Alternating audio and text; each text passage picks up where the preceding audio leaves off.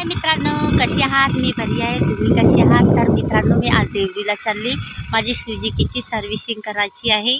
तर आम्ही मम्मीसोबत पडला होता थोडा. आता हे स्टँड पण हलत आहे, तर मी हे दुरुस्ती करण्यासाठी नेत आहे आणि मम्मीला पण शाळेत सोडून दिलेली आहे. तर चला आपण जाऊया आता देवरीला सुझुकीला सर्व्हिसिंग करण्यासाठी, कारण की हिला पण पेट्रोल पाणी आणि हिला पण चांगलं ठेवणं आवश्यक आहे. जशी आपण आपली काळजी घेतो तशा प्रकारे मी आपल्या सुझुकीची पण काळजी घेत आहे. तर मी आज चालली आता सुझुकीची सर्व्हिसिंग करायला. चला आपण आता भेटूया तुम्हाला दुकानात. फायनली गाईज मी गॅरेजमध्ये पोहोचली आणि दादाला गाडी दुरुस्त करण्यासाठी दिली.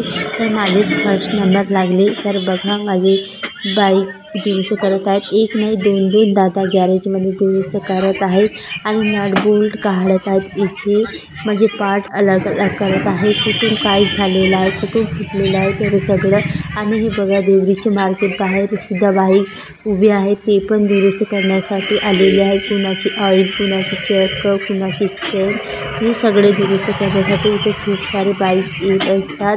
आणि हे दादा तर अगोदरच माझ्या बाईकला दुरुस्त करण्यासाठी बसलेले आहेत. आणि मी दादाला विचारले किती वेळ लागणार, तर दादा म्हणाले 1.5-2 तास लागणार. तर मी इथं बसून सारे लाड बघत आहे. आणि दादाची गॅरेज बघा, खूप सारे इथं सामान आहेत आणि हे गॅरेज खूप छान आहे.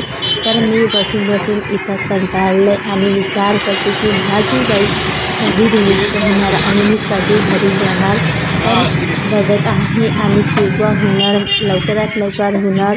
तर मी लवकर आपली सुझुकी घेऊन घरी जाणार. तर फायनली माझी सुझुकी झालेली आहे.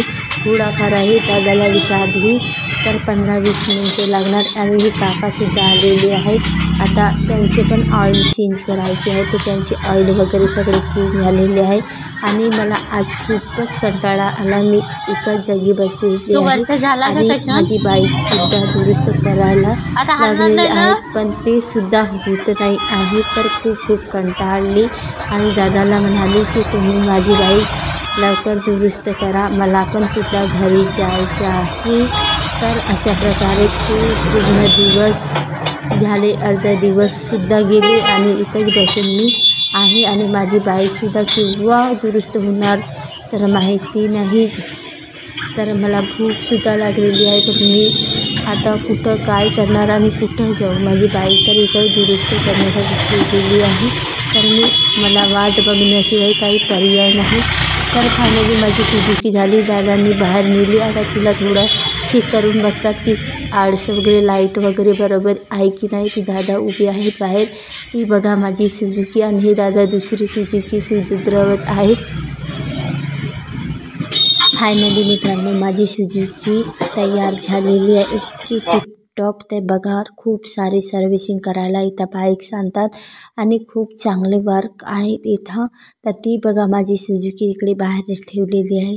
तर फायनली मी घरी जाणार. आता दादाला मी पैसे देत आहे आणि माझ्या सुझुकीसोबत मी घरी जाणार. तर बघा खूप सारे इथं गाड्या रिपेरिंग करायला येत असतात. आणि फायनली चला मी घरी निघायला चालली. तर मित्रांनो मी आपली गाडी सुधारून आणली, सुझुकी दुरुस्त करायला टाकलेली होती.